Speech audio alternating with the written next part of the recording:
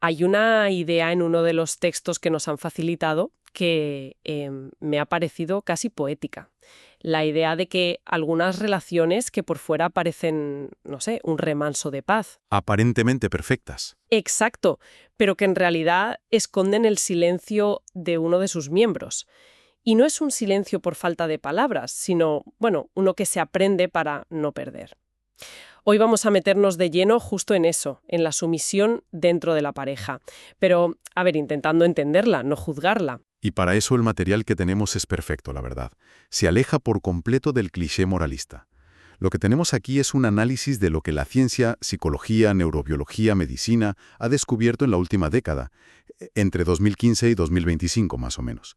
El objetivo es desgranar cuándo este comportamiento es una adaptación, cuándo es una elección consciente y cuándo, efectivamente, se convierte en un problema de salud. Exacto. La misión es esa, es bucear en la complejidad del tema, diferenciar conceptos y explorar sus raíces y, sobre todo, sus consecuencias, basándonos solo en esta investigación. Así que, si te parece, empecemos por el principio. Venga. Uno de los estudios plantea una pregunta que me pareció muy incómoda. ¿La estabilidad en una pareja es siempre sinónimo de éxito? Pues fíjate que esa es una de las grandes vacas sagradas que la psicología moderna está empezando a cuestionar. Lo que esta investigación revela es que muchas relaciones son estables, no porque sean sanas, sino porque esa estabilidad se compra a un precio altísimo. ¿La autonomía de una de las personas? Justo. La estabilidad, cuando se convierte en un fin en sí mismo, puede ser un mecanismo de control muy sutil. O sea que esa paz aparente puede ser en realidad una bandera roja. La calma que precede a, bueno, a nada, porque ya no hay tormenta posible. Entonces, para que todos hablemos de lo mismo, ¿cómo definimos científicamente esa sumisión? No la de la calle, sino la que se estudia en estos informes. La definición clínica es muy precisa. Es un patrón persistente de subordinar las propias necesidades, deseos y emociones a las de la pareja. Y ojo, los motivos no son necesariamente ser una persona débil ni nada de eso. Las raíces son mucho más profundas. Evitar el conflicto. Evitar el conflicto, mantener una armonía forzada o, el más potente de todos, un miedo atroz al abandono. Y aquí es donde uno de los artículos a mí de verdad me voló la cabeza, porque rompe con la idea de que es un acto inconsciente. Habla de la teoría de la acción razonada. Espera, razonada me suena un poco frío, ¿no? Casi como un cálculo empresarial. ¿De verdad funciona así en el caos de una relación? Suena así, sí, pero es una forma de explicar un cálculo interno que a menudo es rapidísimo y no verbalizado. La teoría no dice que la persona se siente con un Excel a calcular pros y contras. Claro. Dice que de forma intuitiva evalúa que el coste de alzar la voz, la discusión, el rechazo, la ruptura, es inasumiblemente más alto que el coste de callar. Es una elección, sí, pero a menudo es la elección menos mala entre dos opciones terribles. Ya entiendo. No es una elección libre, es una elección condicionada por el miedo. Y eso me lleva a otro punto clave de las notas. La identidad. Si todo tu yo se ha construido en torno a ser la pareja de, cualquier crítica a la relación no es una crítica. Es un ataque a tu propia existencia. Exacto. Es una amenaza existencial, totalmente. No arriesgas solo la relación, arriesgas el andamiaje completo sobre el que has construido quién eres. El miedo no es a estar sin esa persona, es a no ser nadie sin esa relación. Es una disolución del yo. Vale. El qué está claro. Ahora el por qué. ¿De dónde viene esta dinámica? El material es bastante unánime y apunta en una dirección muy concreta. La teoría del apego. Así es el marco explicativo principal. La teoría postula que las experiencias que tuvimos de niños con nuestros cuidadores crean una especie de software interno. ¿Un modelo? Modelo, un programa que se ejecuta en segundo plano y que dicta cómo gestionamos la intimidad, el conflicto, el miedo al rechazo, todo. Si ese software se instaló con un apego seguro, tienes herramientas para expresar tus necesidades sin pánico. Si se instaló con un apego inseguro, bueno, la cosa se complica. En los documentos se mencionan varios tipos de apego inseguro. El primero es el ansioso. Por lo que entiendo, es el clásico, por favor no te vayas, haré lo que sea. Sí, La estrategia es anularse para no molestar y así evitar el abandono a toda costa. correcto. La sumisión es su principal herramienta para mantener la conexión. Luego tienes el apego evitativo, que es más sutil. Su sumisión es más pasiva. No es un haré lo que sea por ti. Es más bien un no voy a entrar en conflicto para que me dejes en mi espacio. Evitan la confrontación, pero también la conexión emocional. Exacto. Hay una desconexión pactada. Y luego está el que los textos califican como el más peligroso, el desorganizado, que es una mezcla de los dos, un caos de quiero acercarme pero me das pánico. Y es el terreno más fértil para las relaciones abusivas, porque ese ciclo de conflicto y reconciliación, de tensión y alivio, les resulta terriblemente familiar. Es un patrón destructivo pero conocido. Esto nos lleva a lo que uno de los estudios llama el ciclo devastador. Suena bastante intenso. ¿A qué se refieren? Es la receta para el desastre relacional, cuando una persona con apego ansioso se junta con una con apego evitativo. Uf, Se crea una persecución constante. Cuanto más se somete y más busca la aprobación la persona ansiosa para sentirse segura, más se agobia y se distancia la evitativa. es un círculo vicioso. Totalmente. Te necesito cerca, dice uno. Me estás asfixiando, siente el otro. Los estudios a largo plazo demuestran que eso, precisamente eso, Es lo que garantiza que la relación fracasará. Es una profecía autocumplida. La estrategia que usas para salvar la relación es la que a la larga la envenena por dentro. vale, todo esto tiene mucho sentido a nivel psicológico, pero lo que me ha dejado helada de los artículos que nos han pasado es que esto no se queda en la mente. El cuerpo está metido hasta el fondo en esta historia. Parece que nuestro cerebro es una máquina de detectar jerarquías. Totalmente. Y aquí entramos en la neurobiología, que es fascinante. Hablemos de hormonas. La oxitocina, por ejemplo. La hormona del amor. Todo el mundo la conoce así, sí, como la hormona del abrazo. Pero su función es más compleja. Es la hormona de la saliencia social.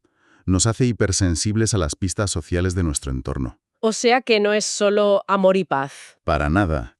En una situación de conflicto de pareja, sobre todo en mujeres, según los estudios, los niveles de oxitocina se disparan junto a los del cortisol, la hormona del estrés. Y esta combinación activa una respuesta evolutiva ancestral que se resume En cuidar y someterse. justo, cuida y sométete. Es una estrategia de supervivencia. En un momento de peligro, apacigua al miembro más fuerte del grupo para proteger el vínculo. Mientras que la testosterona, estadísticamente más alta en hombres, tiende a hacer lo contrario, ¿no? A inhibir esa vía y favorecer respuestas más de confrontación. Exacto. Es como tener programaciones químicas distintas para el conflicto. ¿Y en el cerebro qué se ilumina? ¿Qué zonas son las que...? Pues mira, los escáneres apuntan a una red muy clara. Primero, la amígdala, nuestro detector de humos. Se dispara. Se dispara ante una posible amenaza social. Luego, la corteza prefrontal medial, que es como el contable del cerebro social, calculando quién tiene más poder en la sala. Vaya. Y finalmente, el hipocampo, que archiva esas experiencias para que no se nos olviden. Pero la conclusión más brutal de toda esta parte es la que conecta la sumisión con el dolor. Es que es tremendo. La conclusión es que la sumisión forzada, cuando tienes que callar en contra de tu voluntad, activa exactamente los mismos circuitos neuronales que el dolor social. El cerebro no distingue entre la humillación de ser rechazado y la de tener que anular tu opinión en casa para evitar una bronca. El dolor es el mismo. Entonces, si el cuerpo lo vive como un dolor real y crónico, las consecuencias a largo plazo tienen que ser devastadoras. Aquí es donde los informes introducen el concepto de self-silencing. O silenciar el yo. Sí. Y es clave entender que no es pasividad, no es no tener opinión. Es un trabajo activo y agotador de reprimir lo que piensas y sientes.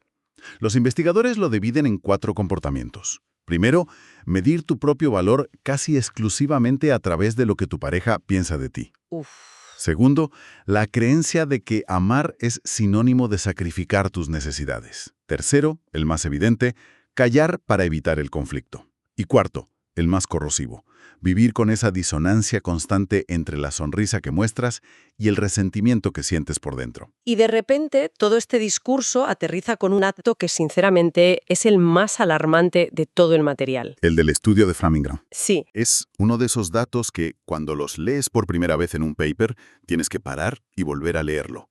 El estudio siguió a miles de personas durante décadas y encontró que las mujeres que reconocían silenciar su voz en los conflictos de pareja tenían un riesgo 4 veces mayor de morir en los siguientes 10 años. 4 veces. Es que es increíble. Y los investigadores controlaron todas las demás variables: tabaco, colesterol, depresión, y la correlación se mantenía. La causa directa era el acto de callar. Hay una frase en uno de los textos que lo resume a la perfección.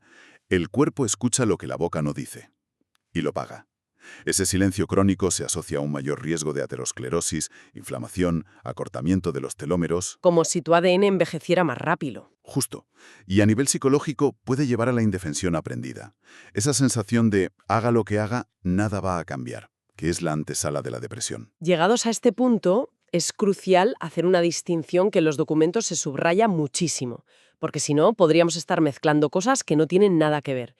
No toda dinámica de poder desigual es patológica. Es una aclaración fundamental. La psicología moderna es muy clara al respecto. Por un lado, tienes la elección consciente, una sumisión voluntaria. Esto se da en un marco de confianza, respeto y comunicación brutalmente honesta. El ejemplo más claro que citan son las dinámicas BDSM consensuadas. Claro. Ahí el poder no se impone, se negocia. Hay límites, palabras de seguridad, un contrato explícito. La persona que cede el control nunca pierde su identidad ni su agencia. Y en el otro extremo tendríamos la sumisión patológica, que es de la que hemos estado hablando. Exacto. Que es la que nace del miedo, de la baja autoestima, de la necesidad de aprobación.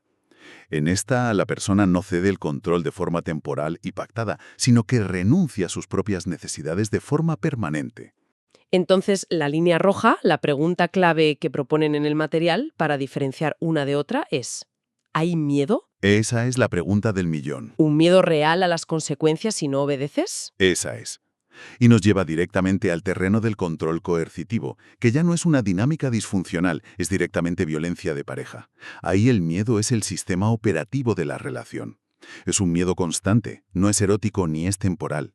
Se manifiesta con vigilancia, aislamiento, chantaje económico. Y el peligro, y los textos lo advierten, es que a veces relaciones de este tipo se disfrazan de dinámicas de dominación-sumisión, de DS, para justificar el abuso. Así es. Después de este panorama tan duro, la pregunta es obvia: ¿se puede salir de ahí? No es una sentencia de por vida. Afortunadamente no, y el material es muy esperanzador en este punto. Hay terapias de pareja con muchísima evidencia científica que funcionan. Se menciona la terapia centrada en las emociones, la terapia conductual integrativa de pareja, el método Gottman, ¿Todas buscan lo mismo? todas. Desde ángulos distintos, buscan romper esos patrones destructivos. El objetivo es que la persona silenciada pueda recuperar su voz sin que la otra persona lo viva como un ataque y se ponga a la defensiva. Reinstalar el software de la comunicación segura. Eso es. Y para la persona que está en esa situación a nivel individual, ¿qué se recomienda? El entrenamiento en asertividad es la herramienta estrella. Y es vital entender qué es la asertividad, porque mucha gente la confunde con ser agresiva. Claro, con decir las cosas a la cara sin filtro. Y no tienen nada que ver. Ser asertivo es la capacidad de expresar tus necesidades, tus opiniones y tus límites de una forma clara, honesta y respetuosa. Es poder decir, esto que dices me duele, sin gritar, o necesito esto, sin pedir perdón. Es poder decir, simplemente, esto también importa. Ujú. Y hay un último apunte, una advertencia muy importante que recogen las guías de la APA, de la Asociación Americana de Psicología. No se puede analizar la sumisión en un vacío. Hay que mirar el contexto social, el género, la clase, la discriminación. A veces, callar no fue una elección disfuncional, fue la única estrategia de supervivencia posible en un entorno que castigaba tu voz. Entender eso es clave para no culpabilizar. Exacto. Entonces, si tuviéramos que destilar una idea central de toda esta investigación, sería que la sumisión crónica no es un rasgo de carácter, no es ser una persona débil. Es un factor de riesgo para la salud con todas las letras, un factor de riesgo biopsicosocial. Sin duda. Es un fenómeno que tiene raíces en nuestro pasado, a través del apego, que se manifiesta en nuestro cuerpo, a través de las hormonas, y que tiene consecuencias devastadoras para nuestro futuro, porque literalmente nos enferma y deforma nuestra idea del amor. Por eso, aprender a diferenciar entre una entrega voluntaria y una anulación personal no es una cuestión filosófica, es una necesidad clínica. La conclusión final que se extrae de todo el material es muy contundente. Una relación sana no exige silencio, exige presencia. Exige voz. Y exige un poder que se comparte, que fluye, no uno que se impone. Me quedo pensando en algo que se desprende de todo esto, una última reflexión. Si el cuerpo registra el coste del silencio de una manera tan profunda, tan medible en nuestras arterias, en nuestro ADN, ¿qué nos estará diciendo nuestro propio cuerpo ahora mismo sobre las dinámicas de poder que no expresamos? Ya no solo en la pareja. Claro, en el trabajo, con la familia, con los amigos, ¿cuántos silencios nos están costando la salud sin que nos demos cuenta?